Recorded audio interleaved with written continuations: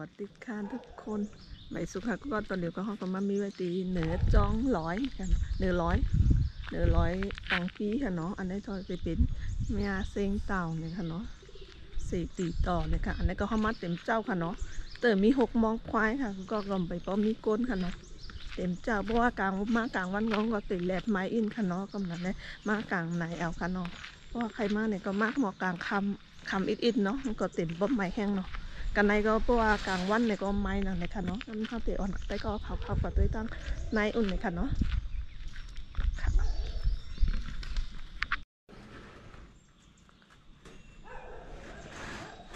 อันนี้ก็ตองไปฟูแล้วก็อันนี้ก็อุปัดอันนี้เขาห้องว่าอุปกเนี่ยอุปัดเนี่ยอุปัดฉีดประกบประกบอุปัดแต่ละอันล้างในเป็นล้าง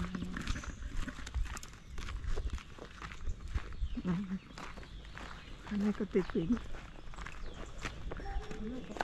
อันนี้ก็เลยถอดแคปปิ่นเนาะติดกับปิ่นเจ้าเพียในปากคำอันนี้ก็มีหมอปลาค่ำตัวใหญ่เลย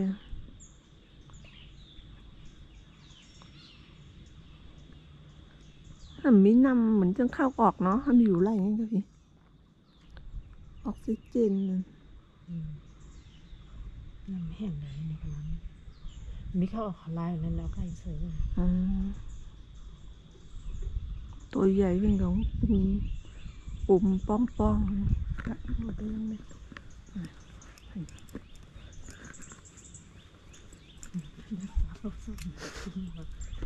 เบ็ดตินลำมืด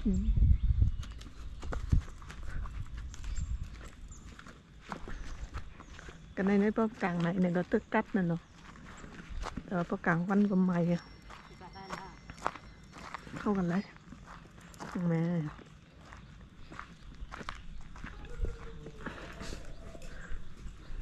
กลางค่ำก็กัดกลางในก็กัดกลางวันเป็นใหม่ถอดเดียบตีน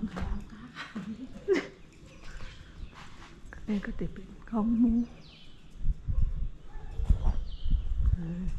อันนี้ก็ติดเป็นของมูเนาะ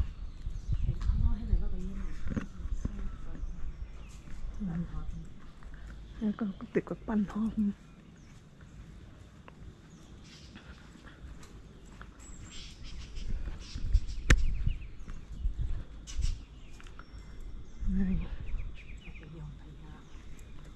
ปั่นเดี๋ยวพ่อน้ำเจ๋ยเนาะหมามันจะน้ำดีมันจะที่แมวมันเป็นนายเชอรี่เย่มาไหนกินอะไรเนี่ยนายยงเหมือนจังหมักไอเชอรี่นั่นแต่เขาจะเชอรี่จะหมักสเปียเชอรี่อันโอ้ยม้วนๆอย่างนี้มันไหนต้องกินได้ดำหัวเมาไปไกลกินอะไรเยอะกินอะไรไงมันต้องกินอันซุกมันกินอะไรแต่ว่ามันอยู่สูงนะเหมือนเชอรี่เลยอะกัดไปหอมมีผักสิก็พอได้เจอเป็นเต็มเจ้าเนาะจนในก็เป็นตีเป็นมาดูเหรอเขาก็ติดกาไปจีเป็น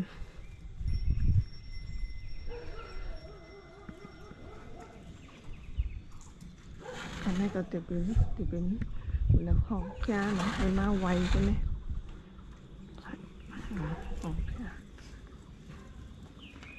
ก็กันไหมเขาก็ติดไว้เขาก็ตั้งได้นี่ก็เลย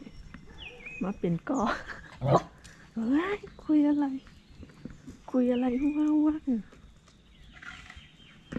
ต่อยอะ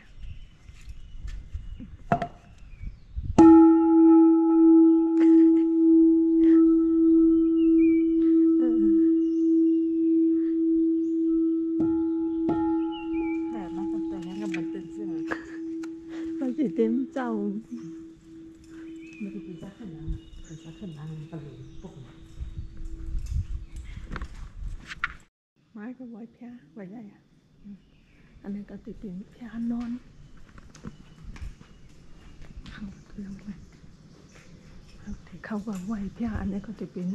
กองหมูกันเนาะแต่ตั้งในก็จะเป็นแพ้ก็จะย้อนไว้แพ้ไปกูก็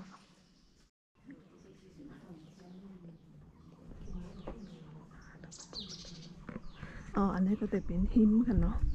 ในพวกหิมก็จะเป็นเจ้าไหนค่ะกูก็จะเป็นกองหมูแล้วก็จะเป็นเจ้าแพ้ให้มาลูกมาไวกันนะเนาะแต่จำจะหิดด้วยก็จะเป็นต้นไม้ต้นตอกค่ะก็จะเป็นวิวสวยมากเลย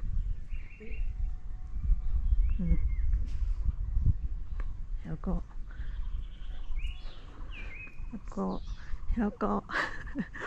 ก็วิวทางดีนะคะเนาะอันนี้ก็จะเป็นวิวเดี่ยมกลางในเต็มเจ้าจนนี้ก็จะเป็นป่าหลายๆค่ะเนาะเป็นป่าจนจะเป็นมัน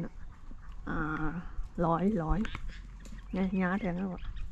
หมากอย่างก็เหมือนเชอร์รี่มาก ได้มาก่อน นี่หมอกก้อนมีหมอกก้อนอะหมอกเฉียวเปล่าหมอกเฉียว หมอกเฉียวว่าหมอกก้อนเยอะหมอกเฉียวนี่ผักเคอว่าเป็นปลาตรงนี้มีผักเขียวน้ำผักเฉียวแต่น้ำค่ะแล้วเต็นโลงว่าขึ้นนะคะเนาะเดี๋ยวนี้ก็จะเป็นรอยอะเป็นรอยก็เป็นต้นไม้เป็นป่าตรงนี้ติดกลางแล้วแท้ สองวันเมื่อวานเลยไม่เดียว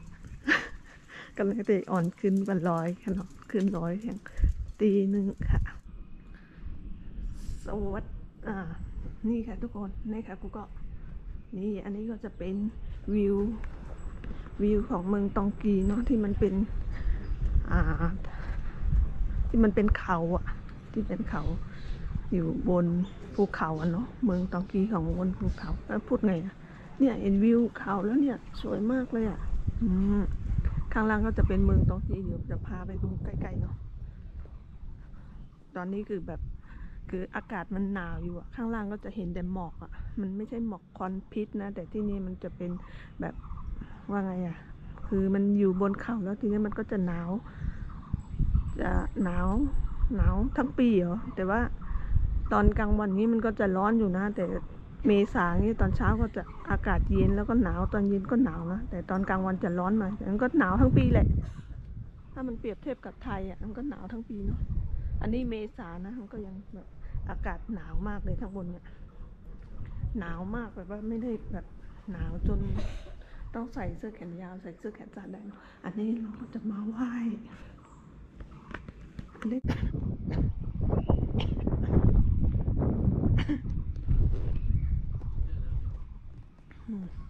ไง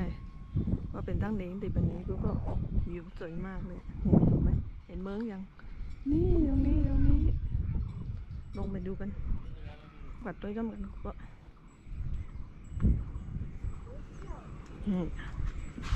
อันนี้เราจะเป็นเจ้าเพี้ย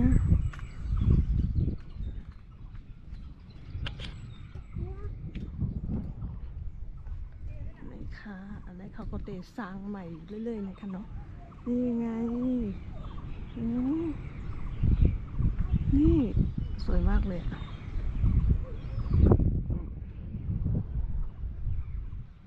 แต่มันมีอีกเขาหนึ่งอ่ะมันจะเป็นจ้องเหนือลอยเหมือนกันนะอันนั้นก็จะสูงเห็นในอินค่ะเนาะแต่สูงเห็นในอินก็แหก็จะหันกว่าตั้งมดค่ะเนาะอันนี้ก็เหมือนว่าอยู่หิมมันอินค่ะเนาะอยู่หิมก็จะเนาะอยู่หิมอินเพราะว่าตั้งในก็เป็นเนี่ยพอตามใจค่ะเนาะจะเป็นเร่งตองกีค่ะเนาะแล้วก็เนี่ยยาวมาถึงตั้งในแต่ว่าบ๊อบคืนตีเนื้อลอยแทงอันนั้นได้มันได้สูงไงได้ก็ตีหัน หันดังมดน่ะเนาะในเมืองตองกีเนี่ยก็เขาก็ตีหันดังมดค่ะเนาะแต่ว่าอันนี้ก็หันอยู่ค่ะเนาะก็สวยอยู่เนี่ยฮะก็มันไหนก็ไหนมันสุดกันในค่ะเนาะก็ตั้งไตเนี่ยก็ติดเป็นมันเดาว่าเป็นไตลอยกูก็อันนั้นก็ติอันนี้ก็ติเป็นเนื้อลอยค่ะเนาะเนื้อลอยใหญ่ๆแล้วก็เขาก็มาเฮ็ดเมืองไว้ขนาดนี้ก็ติเป็นเมืองไตเมืองหลวงไตกูปอกๆค่ะเนาะแล้วก็บ่ตั้งไตจนกว่าก็ติกว่าเหนื่อยสวยยองเจ้าในเนาะกว่าอินเลเจ้าในก็ตั้งไตค่ะเนาะก็เพราะว่ากลางวันมาเนี่ยก็เตมือเฮือนน่ะเนี่ยค่ะเนาะเฮือนเฮาก็อยู่ให้ไก่วันให้ไก่เนี่ยค่ะเนาะก็หลูเลยลงลอยกันในกว่าก็อยู่ตั้งใต้นั่นค่ะนี่ก็เปิ้นเหมือนจังอันใครก็แลอินเลเจ้าในก็อยู่ตั้งตกตองกี้ในค่ะเนาะตั้งไตลอยเจ้าในค่ะก็อันจะหางลีอ่ะสวยมากเลยอ่ะทุกคนนี่